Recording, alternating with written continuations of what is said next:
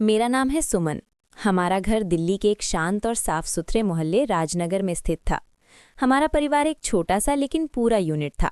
बस मैं, मेरी दयालु माँ शारदा, मेरे प्यार करने वाले पिता सोनू और मेरा छोटा भाई मोहन। हमारे घर में सब कुछ देखने में ठीक ठाक था, जैसे किसी तस्वीर में सब कुछ बिल्कुल सही जगह पर हो। लेकिन एक बात जो मुझे हमेशा परेशान करती थी, वो थी मेरी माँ की खामोशी।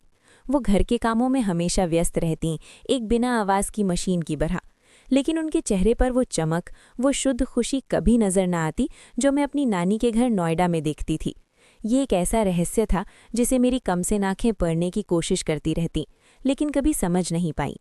मेरी माँ शारदा, जो अपने मायके यानी मेरे नानी के घर, जो नोएडा में एक विशाल मकान था, जाने से पहले एक अजीब सी बेचैनी में डूब जाती थीं। उनके चेहरे पर चिंता की लकीरें गहरी हो जाती और उनकी हंसी कहीं गायब हो जाती। और इसकी वजह थी मेरे पिता सोनू। वो एक सरकारी अफसर थे, अपनी जिंदगी से भरपूर ठहाके लगाते और अपने दोस्तों के साथ हर महीने कहीं ना कहीं घूमने जाने वाले इंसान। उनकी मौजूदगी से घर में हमेशा एक सकारात्मक ऊर्जा का एहसास होता था। लेकिन जब बात नानी के घर जाने की आती तो उनका व्यवहार पूरी तरह बदल जाता। वो एक अजीब सा रवैया अपनाते जिसे मैं कभी समझ नहीं पाई। हर बार जब हम नोएडा में नानी के घर जाते, पिता गाड़ी से उतरते ही कहते, सुमन, अगर मैं वहां बेहोश हो जाऊं तो मुझे अकेले कमरे में बंद कर देना। और अजीब बात ये थी कि वो वाकई वहां पहुंचते ही बेहोश हो जाते। ये कोई हल्की सी नींद नहीं थी, बल्कि एक गहरी बेहोशी जिसमें वो पूरी तरह से बेसुध हो जाते। हम सब उन्हें नानी के घर के एक अलग थलग कमरे में छोड़कर बाहर आ जाते। और हैरत की बात ये थी कि 1 घंटे बाद वो बिल्कुल ठीक होकर बाहर आते, जैसे कुछ हुआ ही ना हो। लेकिन घर पर दिल्ली में वो कभी बेहोश ना होते, ना कोई कमजोरी महसूस करते। ये बात मुझे और मेरे भाई मोहन को अजीब लगती थी। आखिर ये रहस्य क्या था? क्या ये कोई बीमारी थी जो सिर्फ नानी के घर में ही हमला करती थी, या कुछ और गहरा रहस्य छिपा था? मेरा ननिहाल यानी नानी का घर एक हंसता खेलता और बड़ा परिवार था। मेरी नानी अनीता अम्मा एक मजबूत इरादे वाली, स्वस्थ और खुशमिजाज महिला थीं। उनकी जिंदगी का केंद्र उनके बच्चे और पोते पोतियां थे। मेरे दो मामा प्रमोद और सतीश अपने बच्चों के साथ एक ही घर में रहते थे। वहाँ की रौनक देखने लायक थी। हर वक्त कोई ना कोई हंसी, कोई मजाक या कोई कहानी घर में गूंजती रहती थी। मेरी कजिन प्रियंका, जो मेरी हम उम्र थी, और अन्य कजिन्स के साथ समय बिताना मुझे बहुत पसंद था। खासकर प्रियंका की बड़ी बहन अनीता दीदी की शादी की तैयारियों ने तो पूरे घर को एक त्योहार का रंग दे दिया था। ढोलक की थाप, कानों की गूंज और हंसी मजाक की आवाजें दिन रात सुनाई देती थीं। लेकिन मेरी माँ शारदा कभी अपने मायके में ज्यादा देर न रहती। वो बस एक आध दिन के लिए जाती और फिर फौरन वापस आ जाती, जैसे कोई अनदेखा बोझ उनके दिल पर हो, या जैसे वो वहां ज्यादा देर रुकना न चाहती हों। मैं अक्सर सोचती कि मेरी माँ ऐसी क्यों है? वो इतनी शांत, इतनी उदास क्यों रहती है? पिता तो जिंदगी को भरपूर जीते थे। वो अपने दोस्तों के साथ घूमने फिरने का कार्यक्रम बनाते, कभी पहाड़ों पर ठंडी हवा खाने, कभी समुद्र तट पर धूप सेकने। मोहन भी कभी कभार उनके साथ चला जाता, लेकिन मैं और माँ घर पर अकेले रह जाते। मैं सोचती कि काश मैं भी पिता का बेटा होती तो शायद मुझे भी ये आज़ादी मिलती, मुझे भी दुनिया देखने का मौका मिलता। लेकिन एक बेटी होने के नाते मैं बस माँ के साथ घर की 4 दीवारी तक सीमित रहती, उनकी खामोशी और अपनी तन्हाई को बांटती। एक शुक्रवार का दिन था। पिता 2 दिन के लिए अपने दोस्तों के साथ घूमने जा रहे थे और मोहन भी उनके साथ था। घर में एक अजीब सी हलचल थी। माँ पिता के कपड़े इस्त्री कर रही थी और मैं उनके चेहरे पर हल्की सी खुशी देख सकती थी, जो पिता की गैर मौजूदगी के कारण थी। मैंने मौका देखकर कहा, माँ प्लीज़, अनीता दीदी की शादी की तैयारियां जोर शोर पर हैं। सब लड़कियां मिलकर बहुत मज़ा कर रही हैं। क्यों ना हम 2 दिन नानी के घर रहकर आएं? पिता के आने से पहले वापस आ जाएंगे, उन्हें पता भी नहीं चलेगा। मेरी आवाज़ में एक अजीब सी विनती थी जो मैंने पहले कभी महसूस नहीं की थी। माँ ने पहले तो हिचकिचाहट दिखाई, उनके चेहरे पर परेशानी की लकीरें उभरी, लेकिन मेरी लगातार जिद और आंखों में मौजूद उम्मीद को देखकर वो मान गई। मेरी खुशी की कोई इंतहा न थी। अकेली बहन होना कितना मुश्किल होता है, ये वही समझ सकता है जो इस अकेलेपन से गुजरता है। अगली सुबह जैसे ही पिता और मोहन घर से निकले, मैंने माँ से कहा, चले माँ, अब देर ना करें, सूरज निकल रहा है। माँ ने हंसते हुए कहा, अरे इतनी जल्दी क्या है, किचन तो समेट लेने दो, अभी तो हम निकले भी नहीं। लेकिन मैंने उनका हाथ पकड़ा और कहा, नहीं माँ, ये सब बाद में हो जाएगा, हमें जल्दी पहुंचना है। हमने जल्दी से 2 दिन का सामान पैक किया और नोएडा के लिए निकल पड़े। मेरी दिल की धड़कनें तेज हो रही थी। ये आज़ादी का एक छोटा सा टुकड़ा था जो हम हासिल कर रहे थे। नानी का रिएक्शन और एक अजीब सा स्वागत। नानी के घर पहुंचे तो आंगन में नानी अनीता अम्मा बैठी थीं। उनकी आंखों में एक अजीब सी चमक थी। मैं उनके गले लग गई।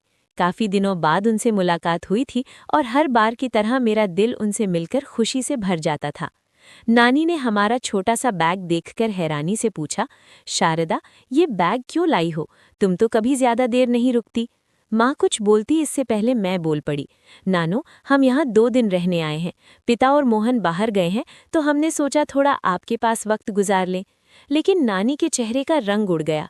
उनकी आंखों में एक पल के लिए डर और परेशानी छा गई और वो माँ की तरफ सवालिया नजरों से देखने लगी। मुझे ये अजीब लगा, लेकिन प्रियंका से मिलने की जल्दी में मैं अंदर भाग गई।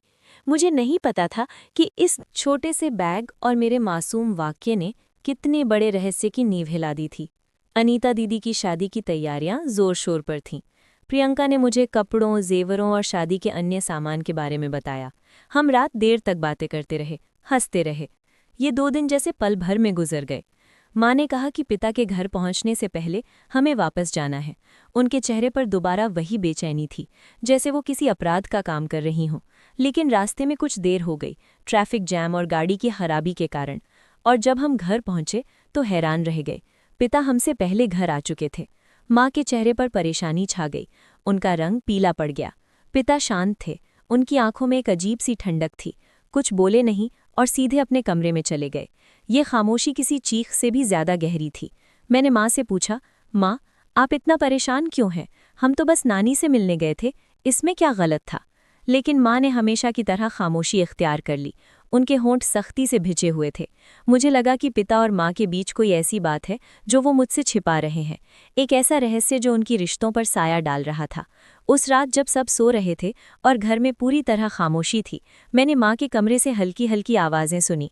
मैंने दरवाजे पर कान लगाया तो पता चला कि पिता और माँ लड़ रहे थे। ये पहली बार था जब मैंने उन्हें झगड़ते सुना। उनकी आवाज़ों में दर्द और कड़वाहट थी जो मेरे दिल को चीर रही थी। मेरा दिल बैठ गया।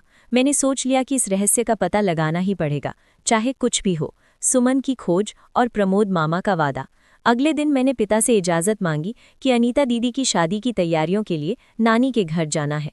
मैंने बहाने बनाए कि लड़कियां अकेले काम नहीं कर पाएंगी और मुझे वाकई उनकी मदद करनी है। पिता ने पहले तो टालने की कोशिश की। उनके चेहरे पर एक पल के लिए परेशानी छाई, लेकिन मेरे जोर देने पर और मेरी आंखों में मौजूद सच्चाई को देखकर वो मान गए और मोहन को मेरे साथ भेज दिया। ये मेरे लिए एक मौका था, एक चाबी जिससे मैं इस रहस्य के दरवाजे खोल सकती थी। नानी के घर पहुंचकर मैंने अपनी नानी से सीधे पूछा, नानू, पिता और आप लोगों के बीच क्या रंजिश है?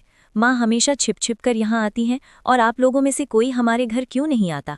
ये सब क्या है? मैं क्यों कुछ समझ नहीं पा रही? मेरी आवाज़ में विनीति और एक अजीब सी बेचैनी थी जो अब नानी से बर्दाश्त नहीं हुई। मेरी बात सुनकर नानी शांत हो गईं। उनकी आंखों में अतीत की कहानियां तैरने लगीं।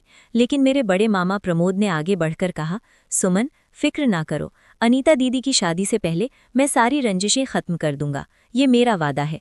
उनकी आवाज़ में एक अजीब सा दृढ़ संकल्प था जो मुझे थोड़ी तसल्ली दे गया। उसी शाम मामा मुझे घर छोड़ने आए, लेकिन वो अंदर नहीं आए क्योंकि वो नहीं चाहते थे कि पिता को लगे कि वो ज़बरदस्ती आए हैं। क्या उन्हें शर्मिंदा करें? ये एक नाजुक रिश्ता था और मामा उसे समझदारी से संभालना चाहते थे। कुछ दिन बाद मामा अचानक हमारे घर आए, हाथ में अनीता दीदी की शादी का खूबसूरत कार्ड लेकर, जिसमें हर तरफ खुशियों के रंग बिखरे हुए थे। पिता उन्हें देखकर चौंक गए। उनकी आंखों में हैरानी और एक पल के लिए अतीत की यादें झलकीं। मामा ने पिता से कहा, सोनू भाई, जो हो गया सो हो गया। वक्त सब जख्म भर देता है। क्या हम सब फिर से एक परिवार की तरह नहीं रह सकते? आखिर एक ही खून तो हैं हम सब। पिता, जो वैसे ही बहुत अच्छे इंसान थे, ने मामा को गले लगा लिया। उनकी आंखों में नमी थी। माँ के चेहरे पर बरसों बाद वो मुस्कान लौट आई जो मैंने कभी नहीं देखी थी। वो मुस्कान जो नानी के घर में कभी कभार नजर आती थी, अब हमारे अपने घर में भी फैल चुकी थी। ये दृश्य मेरी आंखों के सामने एक यादगार तस्वीर बन गया।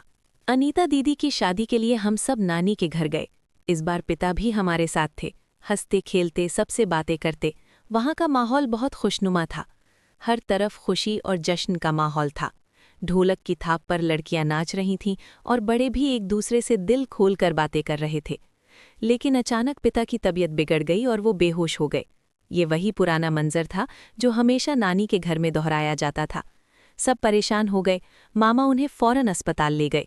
माँ रोते हुए कह रही थी कि मेरे नसीब में मायके का सुख लिखा ही नहीं, जब भी आती हूँ कोई न कोई परेशानी आ जाती है।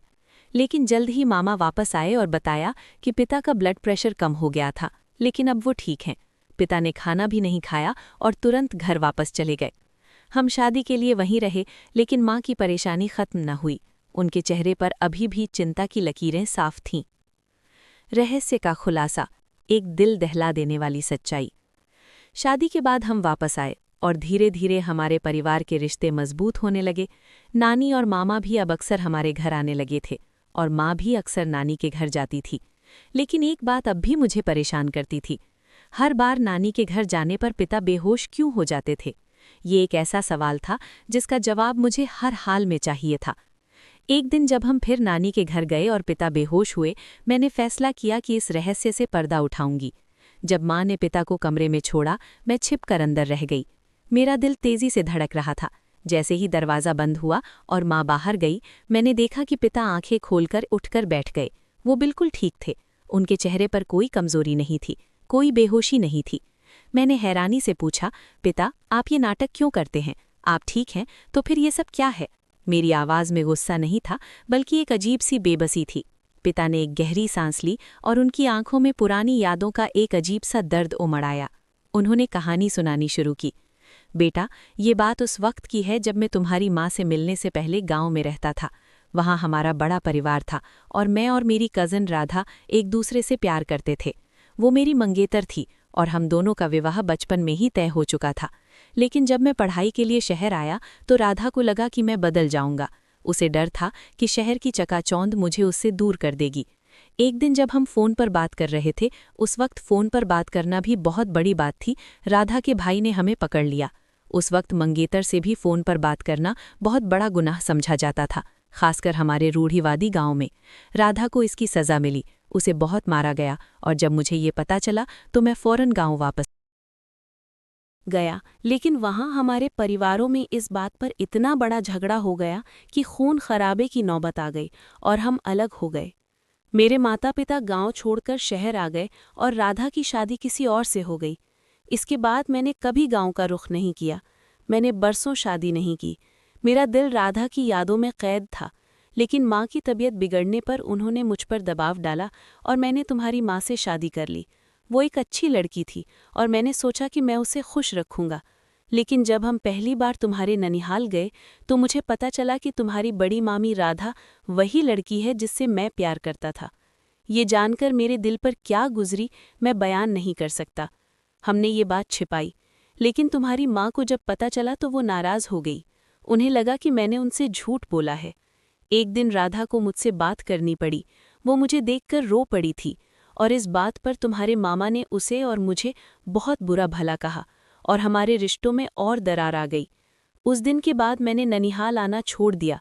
लेकिन तुम्हारी माँ को अपने मायके से मोहब्बत थी, इसलिए वो छिप छिप कर जाती थी और मैं बेहोश होने का नाटक इसलिए करता हूँ ताकि मैं किसी झगड़े की वजह न बनूं, ताकि मेरी मौजूदगी से किसी को तकलीफ ना हो और तुम्हारी माँ अपने परिवार से सुकून से मिल सके बिना किसी शर्मिंदगी के। पिता की बात सुनकर मेरी आंखों से आंसुओं की बरसात शुरू हो गई। एक तरफ अपने पिता की मोहब्बत की कुर्बानी ने दिल दुखाया कि उन्होंने अपनी मोहब्बत को कुर्बान किया ताकि परिवार में अमन रहे, और दूसरी तरफ उनके किरदार पर गर्व हुआ। वो अपनी पत्नी की खुशी के लिए एक कमरे में बंद होकर रहते थे, सिर्फ इसलिए कि माँ अपने मायके में सुकून से वक्त गुजार सके। ये कोई छोटी बात नहीं थी। ये एक ऐसी कुर्बानी थी जो सिर्फ वही कर सकता था जो अपने परिवार से सच्चा प्यार करता हो। मोहब्बत और माफ़ी का जश्न। उस दिन के बाद हमारा परिवार और करीब आ गया। माँ अब खुलकर अपने मायके जाती और पिता भी हंसते मुस्कुराते वहाँ जाते। लेकिन अब वो बेहोश होने का नाटक नहीं करते थे। हम सब ने एक दूसरे को माफ़ कर दिया और हमारे घर में खुशियों की रोशनी फैल गई। नानी और मामा भी अब अक्सर हमारे घर आने लगे थे और हमारे घर में भी वही हंसी और रौनक लौट आई थी जो कभी नानी के घर में हुआ करती थी। राधा मामी ने भी मुझे बताया कि कैसे पिता ने उनकी जिंदगी में उम्मीद की किरण जगाई थी और कैसे उनका कुर्बानी भरा फैसला उनकी अपनी जिंदगी के लिए बेहतर साबित हुआ। दोस्तों, ये थी सुमन और उसके परिवार की कहानी। एक ऐसी कहानी जो हमें सिखाती है कि मोहब्बत, कुर्बानी और माफ़ी कितनी ताकत रखती है। ये सिर्फ एक व्यक्तिगत कहानी नहीं है, बल्कि ये हमें ये भी सिखाती है कि हम अक्सर दूसरों के दर्द और उनकी मजबूरियों को बिना समझे उन पर राय कायम कर लेते हैं। हमें रिश्तों को समझने की कोशिश करनी चाहिए और दूसरों के प्रति सहानुभूति रखनी चाहिए। अगर आपको ये कहानी पसंद आई तो वीडियो को लाइक करें, अपने दोस्तों के साथ शेयर करें और हमारे चैनल को सब्सक्राइब करना न भूलें।